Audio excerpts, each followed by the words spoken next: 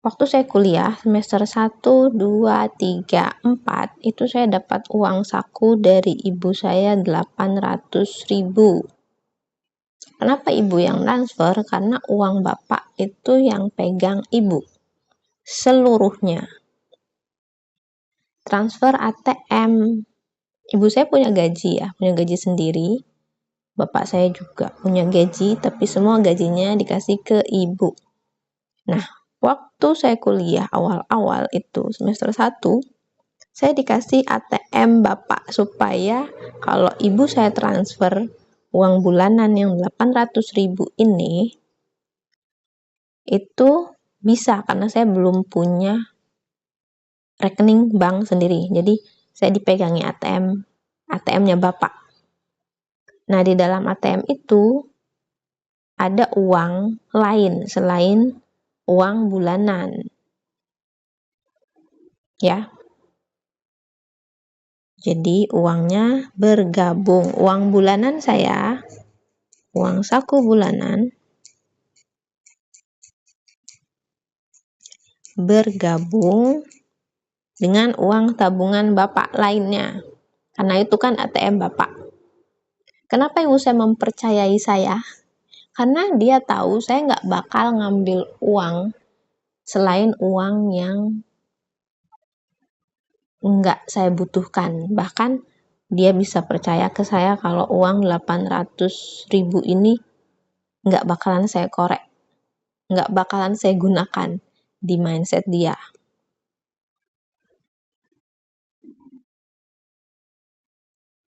ATM bapak itu SMS bankingnya itu kan tersambung ke HP-nya kan.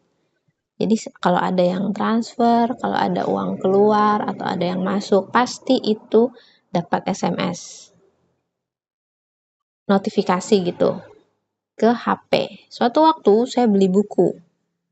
Saya beli buku ini. Beberapa buku, ada buku radiologi, ada buku saraf, buku intinya buku sama buku geriatri ini, ada beberapa buku imunologi. Dan satu buku yang enggak di sini itu buku belum dikembalikan sama yang meminjam terakhir kali. Sampai hari ini belum ada pengembalian. Buku hijau. Ini isinya tuh mirip ini, tapi dia warnanya hijau. Itu harganya total semuanya itu sekitar 1 jutaan. Dan itu harus ditransfer kan. Nah, waktu saya transfer, itu SMS bankingnya kan ke HP bapak. Hari yang sama, bahkan belum lama setelah saya transfer, itu saya langsung ditelepon sama ibu saya. Waktu itu, saya merasa saya dituduh.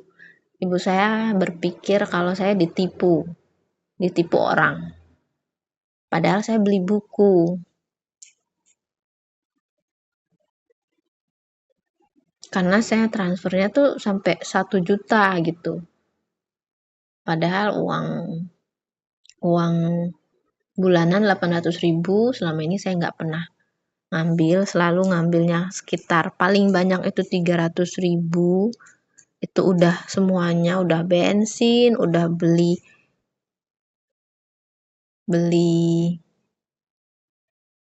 softex, beli apapun itu di luar uang makan, karena saya makan di rumah. Kenapa saya tetap ditransfer walaupun saya makan di rumah, nggak beli makanan di kampus? Ya karena namanya juga uang saku. Saya tetap ditransfer gitu. Walaupun saya nggak ngekos, ini 800.000 karena saya nggak ngekos. Saya di rumah sendiri, saya bawa motor, pasti harus keluar uang bensin kan. Nah, waktu transfer itu, saya merasa dituduh ibu saya kalau saya itu kena tipu. tapi bapak saya yang dijadikan kambing hitam oleh ibu saya. Jadi kalian ngerti nggak sih? Saya di telepon tuh gini, ibu saya tuh nanya, itu uang ditransfer ke atas nama ibu ini, itu kamu yang transfer atau apa? Terus saya bilang, saya beli buku ini, beli buku ini. Gitu kan, ada beberapa buku, nggak cuma satu buku. Memang segini gitu. Tapi ibu saya tetap kekeh, oh saya kira bapak yang kena tipu. Walaupun ibu saya bilang, ibu kira bapak yang kena tipu, itu justru ditujukan ke saya. Jadi kalian tahu apa rasanya dituduh ditipu, terus di satu waktu dia tanya, kenapa beli buku sampai semahal itu? Memangnya buku memang harganya semahal itu? Saya ditanya kayak gitu, dan itu buku, ya satu buku aja ini sekitar 300.000 loh yang merah ini. Yang merah ini harganya mungkin 200, mungkin 300, tapi saya ingat yang ini nih. Yang ini dengan buku isinya bagus kayak gini, ini 300.000. Udah lama bukunya jadi kotor. Itu tuh satu buku itu harganya, satu buku itu 200-an lebih, 200-an.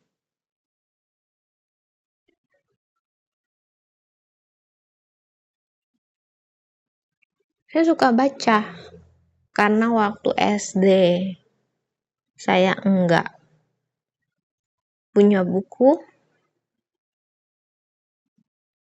saya selalu dibilang pakai punyanya kakak. Sebetulnya saya nggak masalah ya pakai punyanya kakak kalau sama bukunya. Waktu SD itu buku yang dipakai kakak saya sama yang dipakai saya itu beda, kurikulumnya beda. Tapi tetap ibu saya bilang, isinya kan sama saja, cuma beda sampul, beda halaman, sama beda soal. Tapi materinya sebetulnya sama kan intinya, ibu saya bilang begitu. Terus sejak kejadian itu waktu itu kejadiannya kelas 1 SD. Masalah tentang buku. Jadi waktu beli buku pas saya kuliah yang harganya 1 jutaan ini, sejutaan, itu rasanya kayak ke-trigger ke kejadian waktu SD 12 tahun sebelumnya. Buku juga, buku paket. Sejak kejadian itu saya nggak minta beli buku lagi. Bahkan saya pengennya kuliah sejurusan dengan seperti yang kakak saya. Kakak saya agroteknologi. Jadi dulu saya mencoba mendaftar di agroteknologi. Tapi nggak tahu kenapa saya nggak masuk. Saya nggak lulus di agroteknologi. Saya justru keterimanya di logistik. Logistik. Itu sekolah tinggi ya.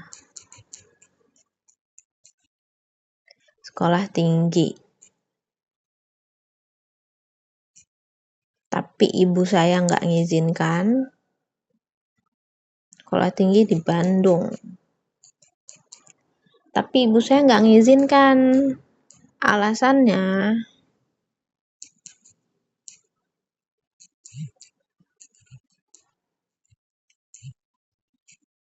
Alasannya kalau saya kuliah di Bandung berarti ibu saya harus mengeluarkan biaya kos. Dan itu pasti akan lebih besar dari 800.000. Jadi Saya nggak diizinkan. Kalau mau kuliah di Jogja, waktu di Jogja saya pilihnya ini ya, saya pilihnya agro, tek, sama FKG. Saya pengen jadi dokter gigi waktu itu. Dari sekolah sebetulnya ada kesempatan di FKG, tapi saya harus masuk. Nggak boleh cuma dijadikan cadangan.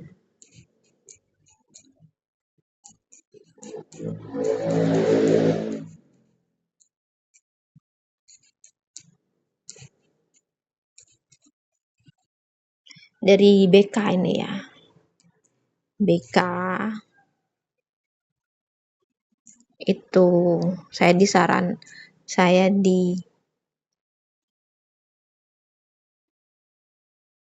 dibilang kalau kamu pilih FKG di kampus itu kamu nggak boleh jadikan itu cuma sebagai cadangan. Kalau sudah diterima di sana kamu harus masuk. Dulu saya nggak menerima itu karena saya berpikir ibu saya nggak punya uang. Terus juga di Jogja, walaupun harga biaya hidup murah, ibu saya nggak bakal punya uang sebanyak itu. Saya pengen yang kuliah gratis, yang ini, logistik ini, tapi ibu saya juga nggak ngizinkan. Walaupun biayanya gratis mungkin, tapi ibu saya lalu tetap bilang nggak mungkin nggak gratis. Nggak mungkin gratis, bener-bener gratis, pasti ada biaya-biaya lainnya. Dan waktu saya pilih agrotek, saya pengen kayak kakak saya, berharap bukunya bisa saya pakai. Ternyata saya nggak keterima di Jogja. Itu pertimbangan saya. Saya disuruh masuk farmasi. Tapi saya nggak suka. Saya nggak suka hitungan. Farmasi itu banyak hitungan. Saya nggak terlalu suka hitungan, kimia begitu, matematika yang banyak sekali hitungannya. Saya nggak terlalu suka matematika. Sebelum saya disarankan di farmasi, saya disuruh masuk kuliah statistik di Jakarta. Itu sekolah tinggi. Sekolah tinggi di Jakarta. Tapi sebelum saya ikut daftar di statistik, sekolah tinggi statistik itu, saya keterima kuliah lewat jalur, waktu itu namanya SBMPTN. Itu yang tes tulis tuh. Nah, saya lulus di sini. Saya kuliah di situ akhirnya lewat jalur SBMPTN dengan uang saku semester 1, 2, 3, 4. Sebelum saya punya rekening bank sendiri itu 800.000. Karena saya merasa kurang, akhirnya saya di sekolah, di kampus itu semua saya jual. Saya jualan pulsa.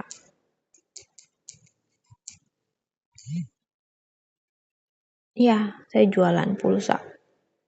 Apapun, semua saya jual. Selain pulsa juga saya jual. Token listrik, apapun itu. Karena saya sejak kejadian buku ini, saya agak segan ngambil uang bulanan yang dikirim ibu saya. Dan sampai sekarang pun saya nggak tahu tuh tunjangan anak yang gaji orang tua itu kan ada tunjangan anak ya, gaji bapak itu kan ada tunjangan anak. Itu buat satu anak tuh berapa saya nggak ngerti. Sampai sekarang saya nggak ngerti berapa. Karena yang ibu saya bilang, ya tunjangan buat anak tuh sudah jadi makan buat kalian, sudah jadi baju buat kalian, sudah jadi uang sekolah buat kalian. Kalau kalian uang sakunya, uang bulanannya berapa sih? SMA, uang saku saya tuh 100.000 per bulan. Ditambah ada uang angkot, ongkos angkot.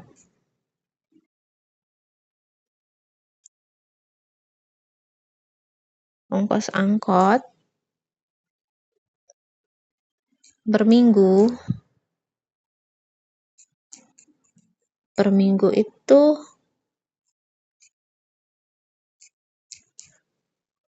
20.000.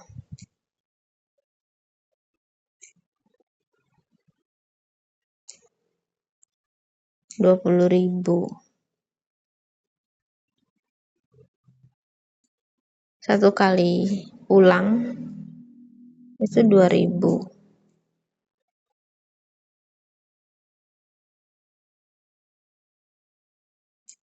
Jadi saya punya lebih 2.000 kali 6, 2 kali 6, 12.000. 12.000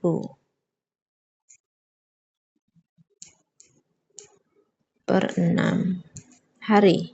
Kenapa saya dikasih 20.000? Karena kadang hari Minggu itu saya masih masuk latihan. Jadi di SMA tuh ada teater wajib. Teater wajib, tari wajib. Hari Minggu itu tetap masuk.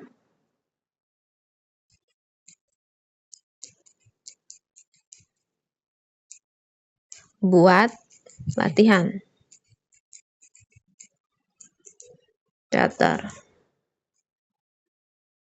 seni budaya, ya. Jadi pulangnya ya tetap pakai ongkos kan, 20.000. Jadi kalau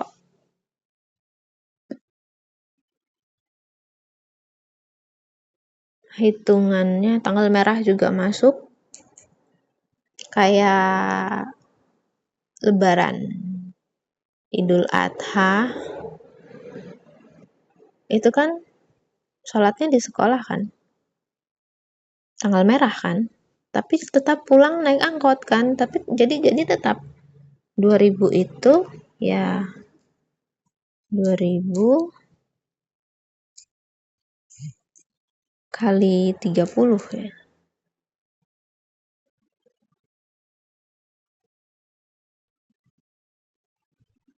Berapa tuh? 2 kali 3, 6. Nolnya 4, berarti 60.000. Nah, ketambahan 60.000 ongkos angkot.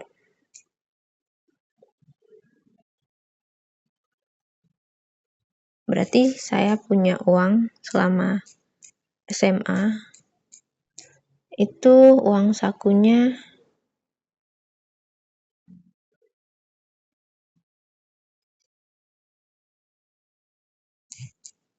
160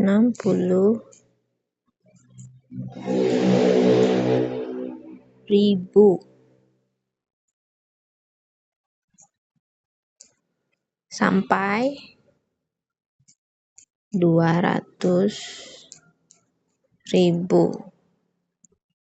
Ini kalau saya dapat tambahan bisa sampai 200.000 per bulan. Saya nggak dikasih uang jajan ya. Ini 160.000 itu murni uang saku. Jadi kalau beli pembalut sudah di situ bulanan. Jadi saya mikir-mikir tuh kadang kalau lagi halangan beli pembalut satu box atau kotak gitu harganya 20.000, cari yang paling murah harganya 11.000.